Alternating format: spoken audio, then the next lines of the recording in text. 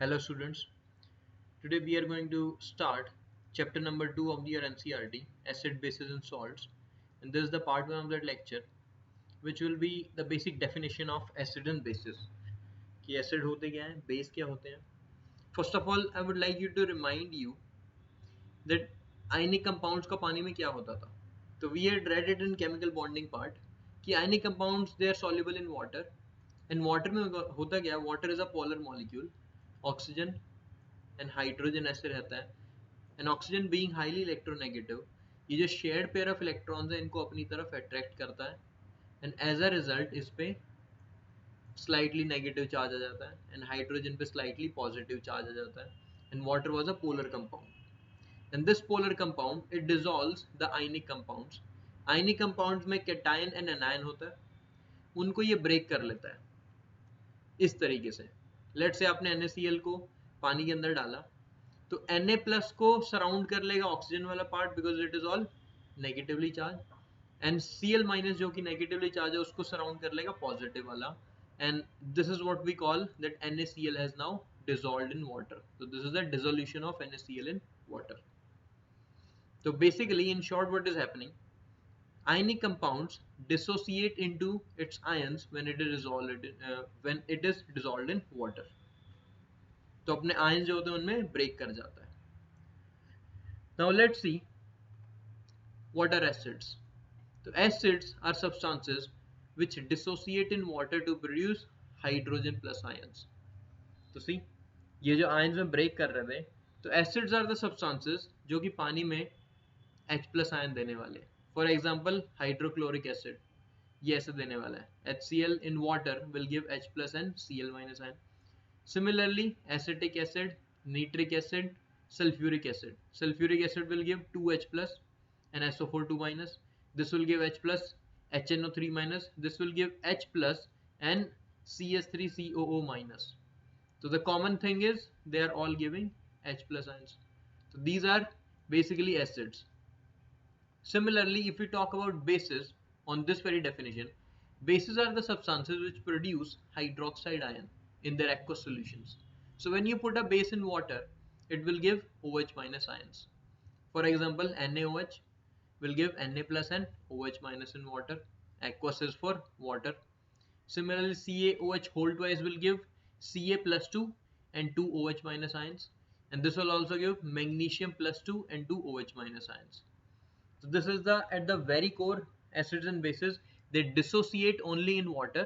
They are not going to dissociate outside water. And acids will give H plus and bases will give OH minus. Then let's come to their physical properties, which you have read about in 7th classes in your junior sections. Like acids, they are sour in taste. Bases, they are bitter in taste. For example, your lemon, citrus fruits, orange and mosami and all those. So they all have acid in them and that's why they taste sour. And bases are bitter in taste and they are very slippery to touch. For example, soaps. So don't try to taste the soap, but trust me, it will be bitter. Acids, they have a pH of less than 7. तो इस chapter में हम pH के बारे में भी देखने वाले हैं कि pH क्या होता है, कैसे मेजर कर रहे हैं. तो acids they have a pH less than 7 and bases have a pH more than 7. अभी के लिए आप इतना जान लो कि pH is basically a scale of measuring the strength of acid or bases, which goes from 0 to 14 and at 7 is neutral. 7 से कम आपका acid है and 7 से ज़्यादा आपका base है. Then one property you had learned that acids turn blue litmus to red and bases turn red litmus to blue. So B for base and B for blue, you can remember this. If you put red litmus, it will turn it into blue. So this is a test of acid and base. Litmus क्या होता है? Litmus is an indicator. Indicators are substances which change their color in the presence of acids or base. Next thing हम यही देखने वाले हैं. First of all, indicators. Indicator से पहले एक छोटा सा टॉपिक देख लेते हैं. I had told you that acids give H plus ions, right? But H plus ion hydrogen electronic configuration, there is only one electron. So it is actually a proton here and an electron. If you take this electron away, तो पानी के अंदर बस ये छोटा सा proton रह जाता है एंड ये जो छोटा सा प्रोटॉन है, पॉजिटिव चार्ज इस पे इतना ज्यादा है थोड़ी सी स्पेस में, ये अकेला कभी भी नहीं रहता है। ये जो छोटा सा प्रोटॉन होगा ये खुद को जाके अटैच कर लेगा पानी के साथ। Let's say this is a molecule of water, ये यहाँ पे जाके अटैच हो जाएगा छोटा सा, ठीक है। And this will become 1 oxygen and 3 hydrogen, तो H3O and a plus charge, because ये जो हाइड्रोजन है ये प्लस चार्ज लेके आ रहा है अपने साथ। तो H2O था, उसमें एक हाइड्रोजन और जुड़ गया, प्लस चार्ज लेके आया।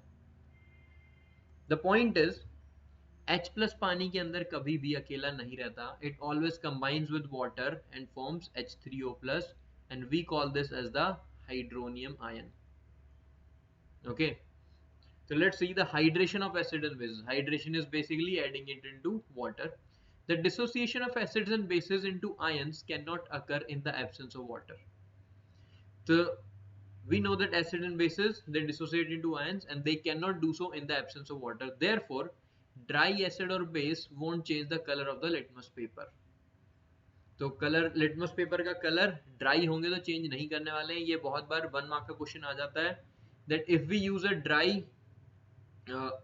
litmus paper and let's say HCl gas ले रखी है हमने, तो ये है कि हम HCl गैस को अगर हम ड्राई लिटमस पेपर पे मारेंगे तो will the colour of the paper change और नॉट, तो will say no it won't change, क्योंकि आपका पेपर भी ड्राई है, आपकी HCl गैस भी ड्राई है।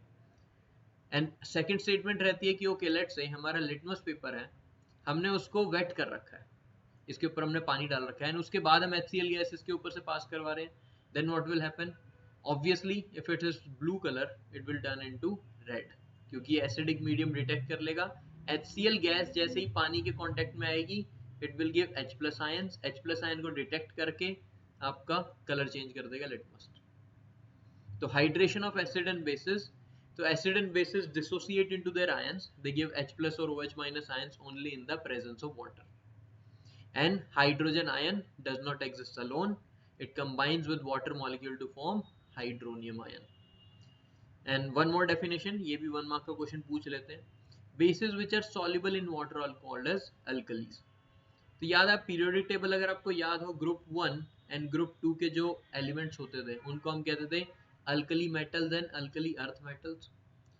इनको इसलिए बोलते थे बिकॉज इनकी जो बेसिस हैं, लेट्स से यहाँ पे आपका सोडियम है तो NaOH हो गया, KOH हो गया, potassium hydroxide, similarly COH whole twice, MgOH whole twice, these are all alkalis because these bases are soluble in water. Okay, next we will come to the indicators. The indicators I have already told you that these are substances that change the color with change in pH. If the pH will change, they will show a color change. So these are very important in while doing reactions, especially titration reaction. Okay, तो titration experiment में हम करते क्या हैं, हम एक acid ले लेते हैं, उसमें धीरे धीरे बेस डालते रहते हैं, this is acid, this is base, and let's say ये न्यूट्रलाइज होने वाला है। तो हमें पता कब लगेगा कि पूरा का पूरा एसिड खत्म हो गया, पूरे पूरे बेस ने उसको खत्म कर दिया, बिकॉज एसिड के अंदर अगर बेस डालते हैं तो ये न्यूट्रल हो जाता है। इसकी pH लेस देन 7 थी, इसकी pH मोर देन 7 है, इन दोनों को ऐड करोगे तो इस pH इनकी क्लोज टू 7 आने लग जाएगी, न्यूट्रल होने लग जाएगा। तो इन ऑर्डर टू नो कि हमारी रिएक्शन पूरी हो गई है, we use these indicators कि different pH पे ये different color show करेंगे। एग्जाम्पल है हमारा लिटमस पेपर हो गया, it is made from lichen, ठीक है। lichen you have read in 9th class diversity वाले चैप्टर के अंदर, मॉसेस एंड उसका था ये एल्गी, ठीक है। देन टर्मरिक, टर्मरिक आपका हल्दी होती है, हल्दी भी आपका इंडिकेटर है। फॉर एग्जाम्पल आपका कपड़ा होता है, कपड़े पे हल्दी का दाग लग जाता है, तो अगर आप उस पर साबुन लगाते हो या उसको पानी में डालते हो, डिटर्जेंट में डालते हो, तो इसका कलर रेडिश हो जाता है। नॉर्मली येलो कलर का दाग रहेगा, बट पानी में जब साबुन लगाओगे तो रेडिश ब्राउन कलर का हो जाता है ये। तो turmeric is also an indicator, pH change हुआ because soap is a base, basic medium में आया, इसने कलर चेंज कर दिया। Similarly phenolphthalein is an indicator, methyl orange is an indicator, इनकी कलर चेंज हम देखेंगे आगे। इन इंडिकेटर्स की लिमिटेशन क्या है कि these indicators work well only within a certain range of pH. For example हमने हल्दी का ये भी एग्जांपल देखा, हल्दी बस और बस बेसिक मीडियम में अपना कलर चेंज करने वाली है, न्यूट्रल में भी येलो है, एसिडिक में भी येलो है, बेसिक में जाएंगे देन ओनली ये रेडिश ब्राउन कलर आने वाला है इसका। तो that means it is active only in this pH range. इस पीएच में कुछ भी चेंज हो रहा होगा हमें टर्मरिक से नहीं पता लगने वाला। तो let's see colour change of different indicators, common indicator जो अपने हैं। रेड लिटमस हो गया, these are your acids pH less than 7, this is your neutral and this is your base pH greater than 7।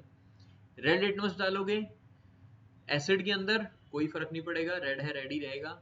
अगर बेस के अंदर डालोगे red litmus paper को तो ब्लू हो जाएगा, because base is turn litmus into blue, तो red वाले को ब्लू कर दिया। अगर ब्लू वाले को डालोगे बेस में ब्लू ही रहने वाला है और एसिड ब्लू वाले को रेड कर देगा। तो ये दोनों हमने बचपन में पढ़े हुए हैं। देन टर्मरिक का मैंने अभी अभी बताया, नॉर्मली येलो कलर होता है, एसिड में भी येलो ही रहने वाला है बट बेस में रेडिश कलर हो जाएगा उसका। देन मिथाइल ऑरेंज, नाम से समझ में आ रहा है ऑरेंज, ऑरेंज इसका नॉर्मल स्टेट है, तो न्यूट्रल में ये ऑरेंज रहता है। अब इस तरफ जाने लग जाओगे इट विल बिकम रेड, और उस तरफ जाने लग जाओगे इट विल बिकम येलो। तो एसिडिक में ये रेड होने लग जाएगा।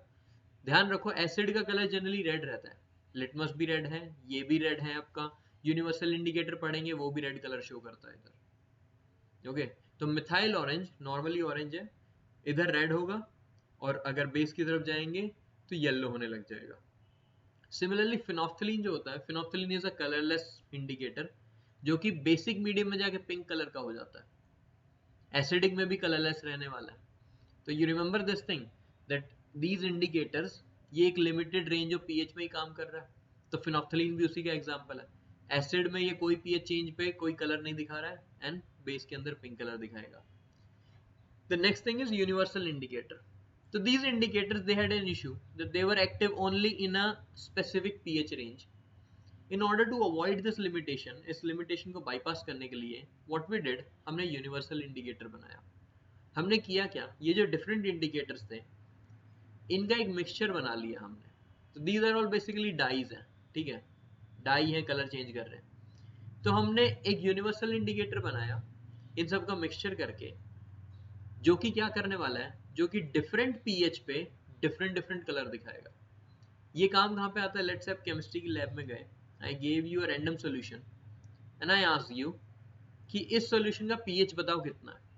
तो what you will do, you will take the universal indicator either paper की फॉर्म में और आइदर लिक्विड की फॉर्म में, you will put it in and इसमें जो भी कलर दिखाएगा उसके कॉरस्पॉन्डिंग आपका ये चार्ट रहता है, ठीक है। This is the universal indicators colour indication. Let's say बहुत ज्यादा रेड आ गया तो you will know it is highly acidic. Green neutral होता है, विब्ग्योर टाइप का, देखो ये रेड है, धीरे धीरे लाइट होने लग जाएगा, ऑरेंज हुआ, फिर येलो हुआ, येलो से फिर ग्रीन आ गया, ग्रीन पे आपका हो गया प्योर वाटर। फिर उसके बाद अगर आप और ज्यादा बेसिक होते जाओगे तो सी वाटर हो गया, बेकिंग सोडा हो गया, सोप हो गया, आपका ब्लू हो गया, और डार्क ब्लू हो जाएगा, NaOH बहुत ज्यादा NaOH हो गया कंसंट्रेटेड तो आपका वायलेट कलर हो जाएगा, ठीक है। तो this is the basic colour change. तो एसिडिक में आपका रेड, ऑरेंज एंड येलो दिखाने वाला है, न्यूट्रल आपका ग्रीन होने वाला है, एंड बेसिक में it will be blue, violet और purple colour. So these are your indicators. So universal indicator, let's see the definition. It is a mixture of indicators which gives a gradual color change over a wide range of pH. Gradual color change over a wide range of pH. In order to find the pH of an unknown solution, universal indicator is used. Very convenient. And one more topic, olfactory indicators. Now olfactory, this word comes from smell, sense of smell, order of smell. So there are some indicators which do not show color change but they change their order. Their smell or order changes in presence of acidic or basic medium. So olfactory indicators are substances whose smell or order changes in acidic or basic medium. 1 mark का question आ जाता है, half marks आपका definition रहेगा and half marks will be for the example. Examples are simple onion, vanilla extract or clove oil. So these are your indicators, normal indicators, then your universal indicator. Then one small topic, ये आपके NCERT में नहीं है but it's very easy, तो इसको देख सकते हैं हम, acidity of a base and basicity of a acid. तो अभी हमने देखा एसिड के एग्जांपल देखे थे, एक HCl था हमारा, H2SO4 था सल्फ्यूरिक एसिड। तो how we define basicity of an acid? We define basicity as the number of replaceable hydrogen ions present in one molecule of the acid. तो एक मॉलिक्यूल ऑफ एसिड में कितने hydrogen replace होने वाले हैं? Late से आपने इसकी कोई रिएक्शन कराई बेस के साथ, तो कितने ये आयंस छोड़ेगा? HCl के पास एक हाइड्रोजन है, एक ही छोड़ने वाला है। H2SO4 के पास दो हैं, 2H प्लस देगा ये, दैट्स व्हाई इसकी बेसिसिटी होगी हमारी 2। एंड सिमिलरली CH3COOH की कितनी हो जाएगी? CH3COOH की डोंट से कि the basicity is 4, number of hydrogen नहीं है ये, this is the replaceable hydrogen. CH3COO क्या करने वाला है? CH3COO minus and H plus देने वाला है, तो it will give only 1 H plus, तो answer will be 1 and not 4। तो इस चीज का ध्यान रखना। अब आप कहोगे कि सर हमें कैसे पता लगेगा कि कौन से हाइड्रोजन रिप्लेसेबल है, कौन से नहीं है? वेल, केमिस्ट्री में हमें जब स्ट्रक्चर दिखेगा, इनका स्ट्रक्चर से हमें पता लगेगा। एंड एक पॉइंट के बाद हमें याद ही करना होता है, because you did some experiment and आपने उसमें देखा कि ठीक है इसमें 2 रिप्लेसेबल हाइड्रोजन आए, तो उसका आंसर 2 ही होने वाला है। आप ये नहीं कह सकते कि सर हाइड्रोजन तो 4 थे बट उसमें रिप्लेस 2 ही हो रहे हैं। Yes, that's something you will have to learn. तो एसिटिक एसिड में बहुत ज़्यादा कॉमन है, H प्लस अलग रह जाएगा, CH3CO माइनस अलग रह जाएगा, तो रिप्लेसेबल हाइड्रोजन इज ओनली 1, तो answer of basicity will be 1। Similarly acidity of a base क्या होता है? कितने OH माइनस रिप्लेसेबल है? इजी। NaOH की कितनी हो जाएगी? 1 हो जाएगी। COH होल्ड टू S की कितनी हो जाएगी? 2 हो जाएगी। MgOH होल्ड टू S की भी 2 हो जाएगी। तो आपका यही है सिंपल क्वेश्चन, इसमें यही आ सकता है, difference between acid and base. तो एसिड का बेसिकली सिंपल रिवाइज कर लेते हैं, H प्लस आयंस देते हैं, सावर टेस्ट के होते हैं, pH लेस देन 7 होता है, एग्जांपल देख लिया आपने। बेसिस क्या होते हैं? बेसिस OH माइनस देंगे, बिटर टेस्ट करेंगे, स्लिपरी टू टच होंगे, एग्जांपल सोप, एंड pH इनका मोर देन 7 रहेगा, ये एग्जांपल्स हैं। देन हाइड्रेशन में H प्लस कभी भी अकेला एग्जिस्ट नहीं करता।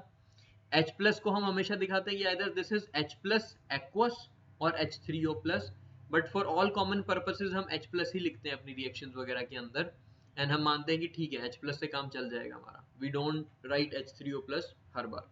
तो H plus H3O plus interchangeably use करते हैं, बट ये आप याद करके चलो, देख के चलो कि H3O प्लस की फॉर्म में एग्जिस्ट करता है वो, H plus does not exist on its own.